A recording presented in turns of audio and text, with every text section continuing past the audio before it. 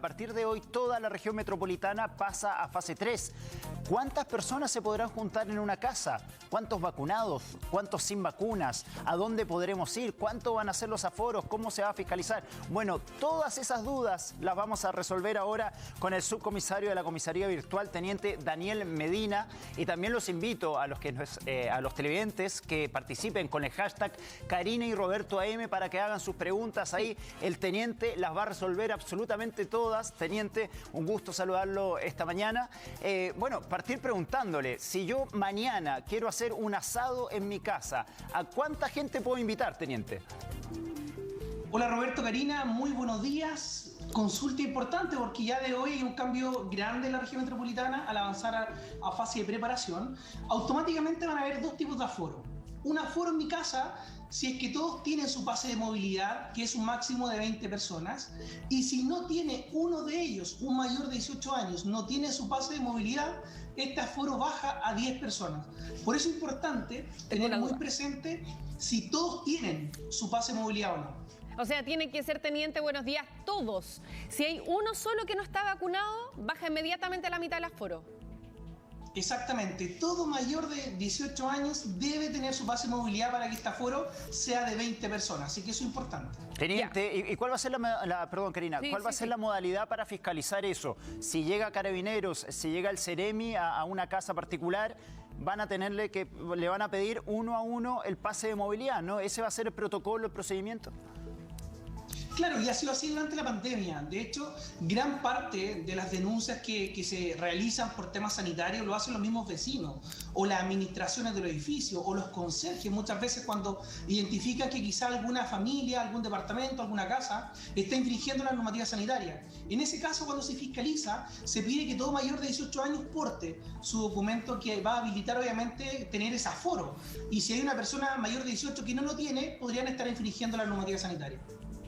Ya, miren, nosotros estamos recibiendo las preguntas, vamos a ver si aparece ahí en la pantalla, las preguntas con nuestro hashtag Karina y Roberto AM. Aquí Dan nos pregunta, favor consultar, ¿qué se requiere para viajar de comuna en fase 3 a otra que está en fase 3, pero en distinta región, teniente?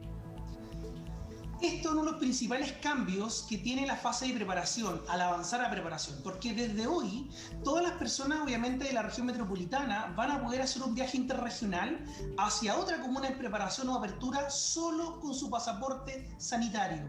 Nada más que ese documento. Obviamente que si quieren complementar con su pase de movilidad sería ideal, pero si no tiene su pase de movilidad o no tiene un permiso de desplazamiento como sería virtual, no hay ningún problema. Desde fase 3 a fase 3 o 4, solo su pasaporte sanitario. Teniente, para terminar el tema de los aforos me quedó una duda pendiente. Usted decía que todo mayor de 18 años tiene que estar vacunado para cumplir con este aforo de 20 personas. Todo mayor de 18 años, pero ahora se están vacunando también los menores de 18 años. ¿Qué pasa con eso y qué pasa con los niños? Si, por ejemplo, una familia tiene 3 hijos, esos 3 menores, ¿cuentan dentro de los 20 o no cuentan? Acá lo importante, Roberto, es que todas las personas desde 18 años en adelante ya finalizaron su proceso de vacunación. Ahora, claro, obviamente que hay muchas personas o muchos jóvenes que están recién en su proceso. Por ende, muchos de ellos están recién con su primera dosis y están en espera o inclusive que pasen los 14 días de la segunda. Por eso es obligatorio para los mayores de 18 y los menores son acompañantes de los mayores de edad. Lo importante es que el aforo es para todas las personas, para todas las personas. Y pasa lo mismo en el tema laboral, que se incorporaron a su tiempo los trabajadores dentro del aforo también. Entonces acá el aforo cuenta para todos. Bien. Sí, miren, tenemos otra pregunta. Recién estábamos revisando. Espéreme un segundo, porque aquí Rumpólogo nos escribía y decía: por favor, consulta el aforo para restaurantes, tanto interior como exterior. Eso es súper importante. Acá lo importante es que a partir de hoy todo el comercio puede funcionar. Eso es importante recalcar. De lunes a domingo. En el tema de los restaurantes pueden atender tanto en terraza, lugar abierto, como en lugares cerrados. ¿Qué es lo importante? Que deben cumplir con 2 metros de separación entre mesas. Eso se tiene que cumplir. Y lo otro, que solamente las personas que tengan su pase de movilidad van a poder estar en el interior del restaurante. Primero, el restaurante va a tener que velar la cantidad de mesas que tenga para poder cumplir los 2 metros de distancia hacia todos los lados. y segundo, que todas las personas que estén adentro estén con su pase de movilidad vigente. Teniente, o sea, tiene que ver también con el tamaño del restaurante. Y eso lo fiscaliza, me imagino, la autoridad sanitaria de cada región, ¿no es cierto? Que los restaurantes tengan la cantidad de mesas correspondiente a su tamaño. Si es un restaurante mucho más grande, obviamente va a tener un aforo mayor en la medida que se puedan distanciar las mesas de 2 metros entre una y otra, ¿no? Exactamente, y de hecho así también se ha ido fiscalizando durante la pandemia. Recordando que, por ejemplo, desde hoy tenemos al 82,8% del país en preparación y claro, solo el 2,3% en cuarentena, así que un cambio importante.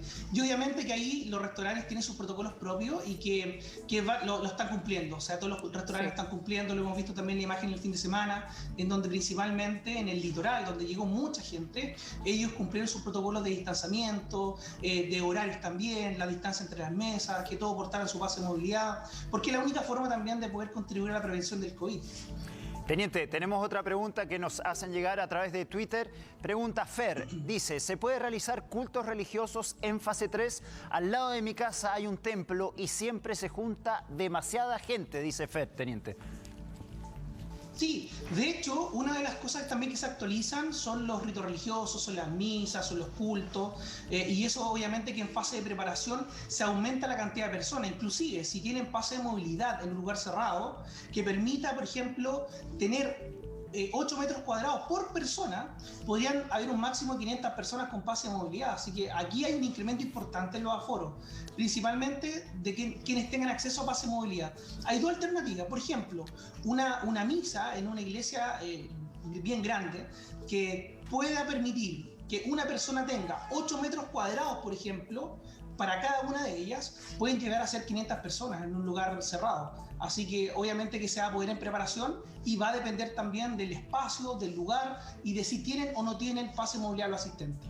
Ya, aquí tenemos a Miguel Ángel que nos pregunta también por los teatros. Los teatros, ¿cuánto será el aforo y cantidad de trabajadores y público? Acá los teatros también funcionan similar a la explicación recién de los ritos, de las reuniones también en iglesia, de los cultos. Los teatros pueden funcionar y tienen que velar porque cada persona tenga 8 metros cuadrados, por ejemplo, por cada una de ellas. ¿Qué significa esto?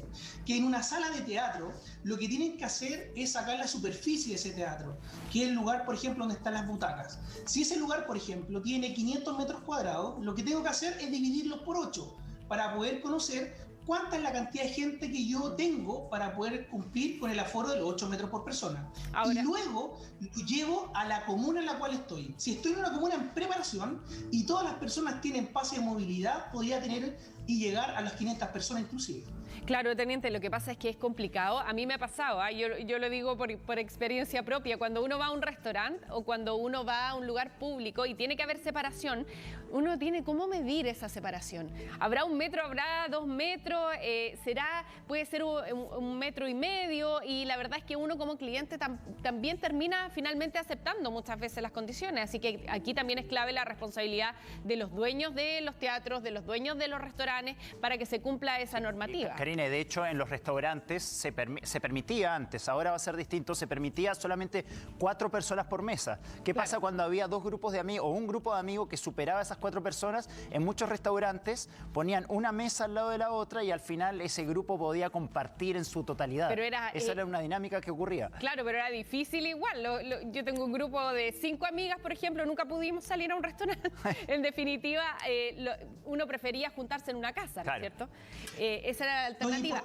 Es importante, Karina, Roberto, acá, que también los usuarios, los clientes exijan.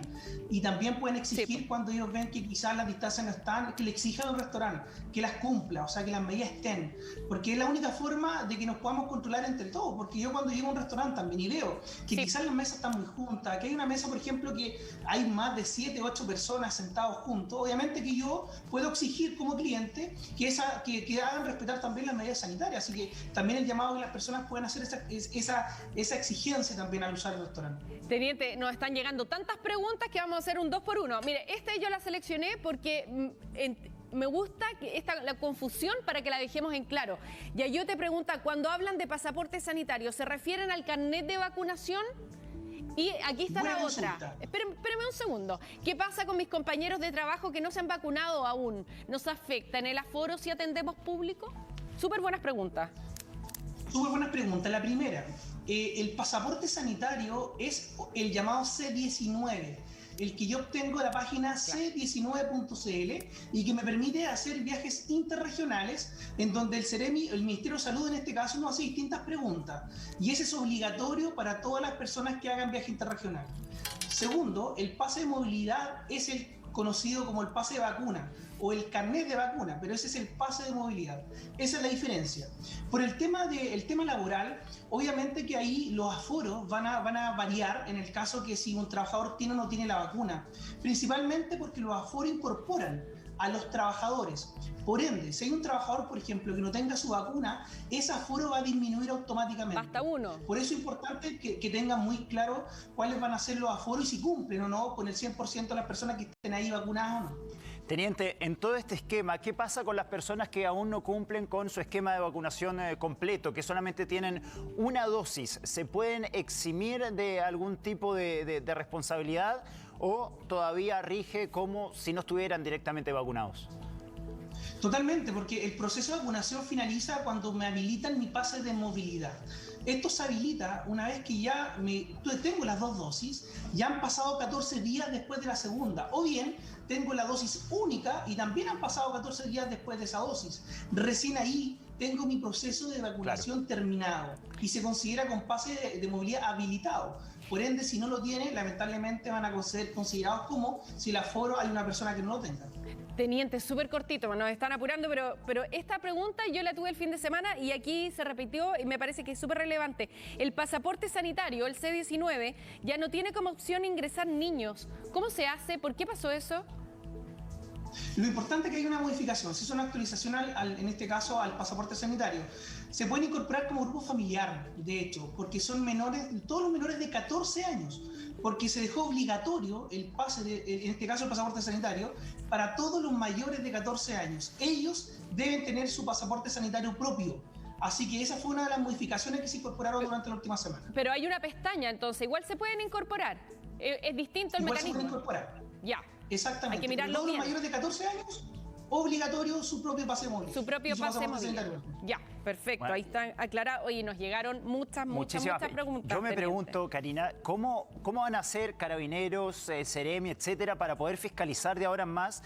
Porque yo creo que es mucha la gente que se quiere juntar con amigos, hacer un asado en casa. Se van a repetir ahora en fase 3 muchísimos eventos, o lo que antes nosotros llamábamos fiestas clandestinas, ahora van a ser legales porque se pueden juntar 20 personas en una casa. Así que me imagino que ustedes, teniente, no van a dar abasto para fiscalizar de ahora en más porque se van a repetir y repetir las denuncias de gente que va a hacer eventos en sus casas y va a ser también más largo de fiscalizar, o sea, va a haber que llegar y pedirle a cada uno el carnet de vacunación, etcétera. Entonces va a ser un desafío importante el que viene de ahora en más para poder fiscalizar todo esto. Muchas gracias, teniente Daniel Medina, por estar con nosotros esta mañana y ya en cualquier momento volveremos a tomar contacto con usted para resolver las dudas del próximo avance en las fases. Gracias. Gracias, teniente. Roberto, Karina, que esté muy bien. Muy buen día. Chao, chao.